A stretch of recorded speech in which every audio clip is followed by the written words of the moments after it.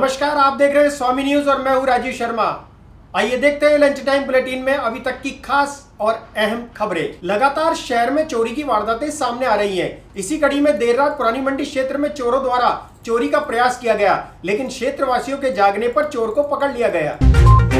शहर में चोरों का आतंक दिन पर दिन बढ़ता जा रहा है। इसी कड़ी में पुरानी मंडी स्थित सुभाष गली के मकानों की छत पर चोर चोरी के इरादे से पहुंचा, लेकिन क्षेत्रवासियों की सजगता के चलते चोर भाग निकला। लोगों ने चोर को पकड़ने का प्रयास किया, जिसमें चोर गिरकर घायल हो गया। क्षेत्रवासियों ने इस्माइल नामक व्यक्ति को पुलिस के हवाले कर दिया।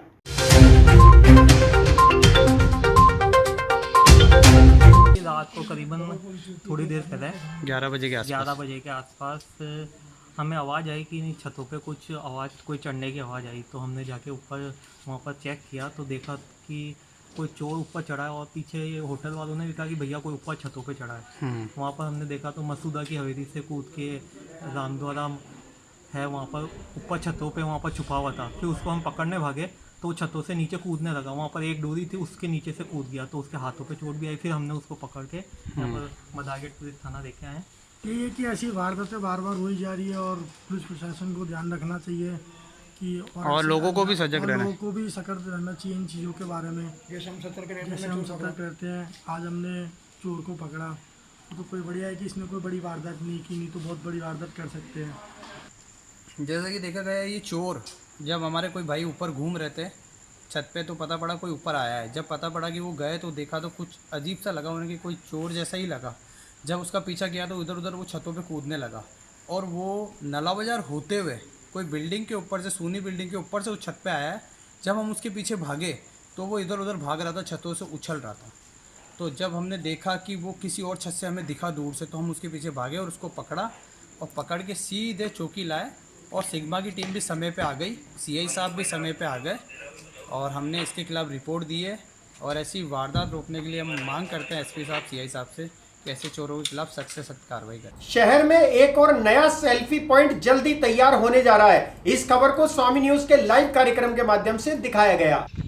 पहाड़ी के बिल्कुल नज़दीक स्वामी विवेकानंद पार्क बनाया जा रहा है, और यहाँ पर एक सेल्फी पॉइंट भी बनाया जा रहा है, जो कि अपने आप में पर्यटन को बढ़ावा देने में महत्वपूर्ण योगदान देने वाला है। हम इस सेल्फी पॉइंट के बारे में पूरी विस्तृत चर्चा करेंगे। क्या क्या खासियत रहेंगी, किस तरह से आप अपने खूबसूरत अजमेर को अपने कैमरों में कैद कर पाएंगे। एक नया सेल्फी पॉइंट, इससे पहले आपने तारागढ़ देखा था या पृथ्वीराज चौहान स्मारक देखी थी, लेकिन अब यहाँ पर स्वामी विवेकानंद पार्क को डेवलप किया जा रहा है स्मार्ट सिटी प्रोजेक्ट के तहत। देखिए, हम तस्वीरों के माध्यम से आपको दिखा रहे हैं यहाँ पर बहुत ही खूबसूरत सेल्फी पॉइंट, जिससे आप पूरे शहर की तस्वीरें अपने कैमरे में कैद कर सकते हैं अपने परिजनों के साथ। हम इस स्मार्ट सिटी प्रोजेक्ट के सबसे खूबसूरत प्रोजेक्ट के बारे में आपको बताएंगे। हम उसी पॉइंट पर खड़े हैं। इस पॉइंट को डेवलप करने का काम बहुत तेज़ी के साथ किया जा रहा है। देखिए,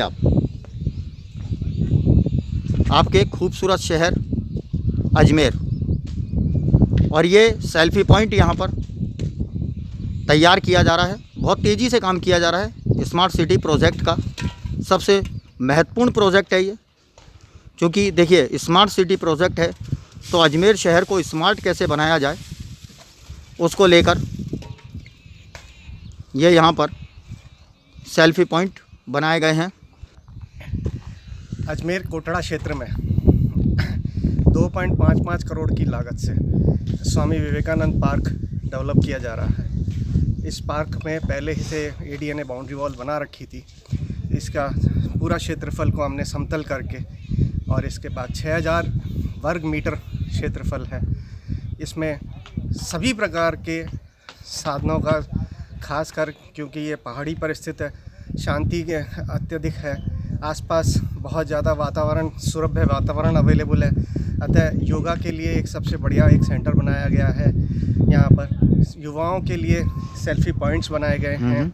2 वाटर बॉडी भी बनाई गई है, यहाँ पर कुछ गेट के ऊपर फव्वारे इत्यादि का भी प्रबंध किया गया है और इस पर आने वाले पर्यटकों को कुछ ऊपर खाने पीने का सामान भी उपलब्ध हो सके, उसके लिए ये 3 कियोस्क बनाए गए हैं और सुविधाएं भी पूरी तरह से बनाई हुई हैं। इस प्रकार से इसको लगभग हम 15 अगस्त के आसपास तक पूरा करने का भरकस प्रयत्न कर रहे हैं। एवं यह एक पहाड़ी पर जिस तरह से पृथ्वीराज स्मारक एक पहला पार्क था, उसके बाद ये दूसरा पार्क हम ये डेवलप कर रहे हैं। सर यहाँ क्या क्या चीज़ खास रहेगा, हम हमारे दर्शकों को देखिए तस्वीरों के माध्यम से दिखाना चाहेंगे। सर ये जो सामने की साइड जो ये बन रहा है, ये सबसे पहले क्या चीज़ है और किस तरह से रहेगा, इसके बारे में थोड़ी सी जानकारी दीजिए। ये कियोस्क में आने वाले लोगों को बैठने के लिए स्थान है। 3 प्रकार की गुमटियाँ उस साइड भी बनाई गई है, एक ये गुमटी है, ताकि लोग बाग आसानी से धूप हो तो भी आराम से बैठ करके खाने पीने के सामान का लुत्फ उठा सकें। एक तरफ भीषण गर्मी तो दूसरी तरफ पानी की समस्या से आमजन की परेशानी बढ़ती जा रही है। इसी के तहत फाइसागर रोड क्षेत्र के निवासियों ने पानी की समस्या को लेकर विरोध प्रकट किया। अजमेर शहर के कई इलाकों में पानी की समस्या देखने को मिल रही है। फाइसागर रोड के प्रेमनगर में रहने वाले क्षेत्रवासियों ने पानी की समस्या को लेकर विरोध जताया। निवासियों का कहना है कि उन्हें टैंकर मंगाकर काम चलाना पड़ता है और इस संबंध में जब जनप्रतिनिधि को समस्या बताई जाती है तो उनकी तरफ से कोई ध्यान नहीं दिया जाता।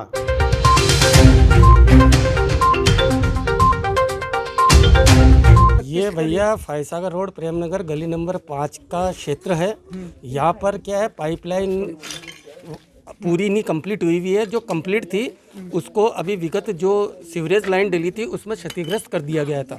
हमने वहाँ पर शिकायत भी की गई और उससे ठेकेदार से भी बातचीत की गई। उसने कहा कंपनी से बात करो। अब कंपनी से भी बात हुई तो उसने क्या करा, क्षतिग्रस्त लाइन को तैयार लीपा पोती करके चला गया। अब वो पानी प्रेशर आता नहीं है और आता है थोड़ा बहुत पानी वो वहीं इकट्ठा हो जाता है।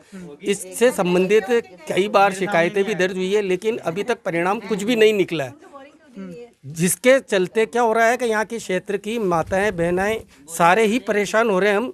और हैंडपम्प जो कि कई वर्षों से यहाँ पे लगा है वो भी अब सुचारू रूप से काम नहीं कर रहा है, जिसकी वजह से कि डेली का जो काम होता है पानी पीने का, नहाने का, जो डेली दिनचर्या होती है वो बिल्कुल चरमरा सी गई है।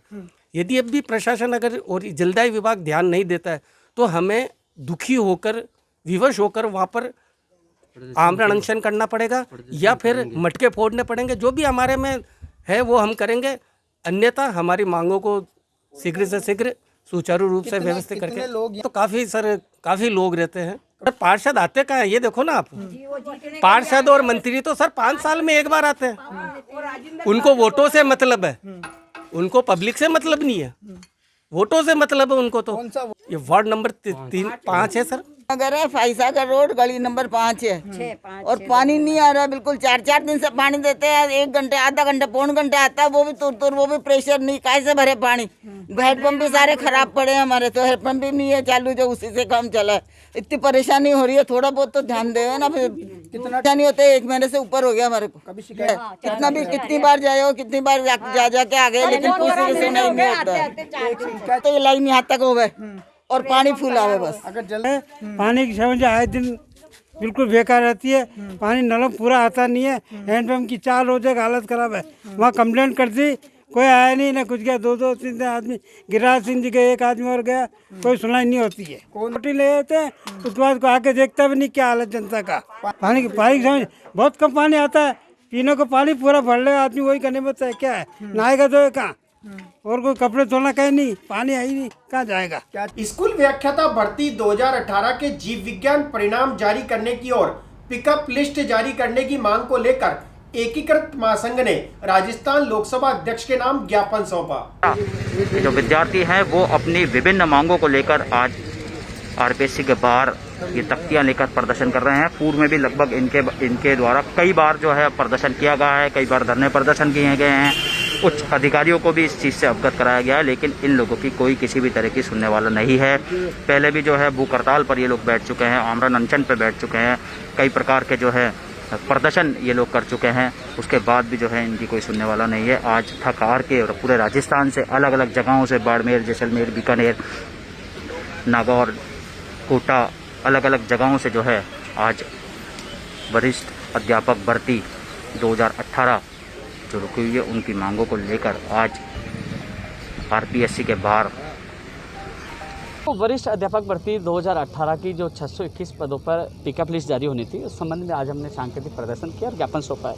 साथ में जो स्कूल व्याख्याता जो बायोलॉजी विषय का जो परिणाम जारी होना है उसके संबंध में बात रखी है। आरएस भर्ती 2021 के बारे में, SCFRO के आंसर की के बारे में बात रखी है। उन्होंने कहा कि जल्द ही मामला प्रोसेस में बहुत जल्द वरिष्ठ अध्यापक भर्ती 2018 के आंसर की जारी हो जाएगी। बायोलॉजी के जो हाईकोर्ट का आदेश है उसकी कॉपी मांगी है और अन्य जो आरएस भर्ती उनके लिए कहा थोड़ा सा समय लगेगा कि हमारे पास जो वहाँ से अभिशंसा आने के बाद उसमें थोड़ा समय लगता है, तो उसके लिए थोड़े से समय के लिए कहा। लेकिन बात ऐसी है कि जो एक तरफ मुख्यमंत्री जी इनको सचिव साहब को एक कमेटी में सदस्य बनाया कि भर्ती प्रक्रिया में देरी ना हो, दूसरी तरफ जब 24 तारीख को ही जब बीकानेर के द्वारा वरिष्ठ अध्यापक भर्ती 2018 की 621 पदों के फॉर्म आ चुके थे, फिर भी अभी तक उसकी 10 दिन बीत चुके हैं, अभी तक सूची जारी नहीं है। तो इसमें बेरोजगारों में आक्रोश था। आज हमने प्रदर्शन किया और मांग की है और उन्होंने आश्वासन दिया जल्द से जल्द जारी होगा। यदि जल्द जारी नहीं होता है, हम 7 दिन का अल्टीमेटम दे रहे हैं, यदि 7 दिन में नहीं होता है तो हम वापस बड़ी संख्या में आरपीएससी का घेराव करेंगे। फिलहाल इस बुलेटिन में इतना ही। अगले बुलेटिन टी टाइम में आपके सामने फिर उपस्थित होंगे।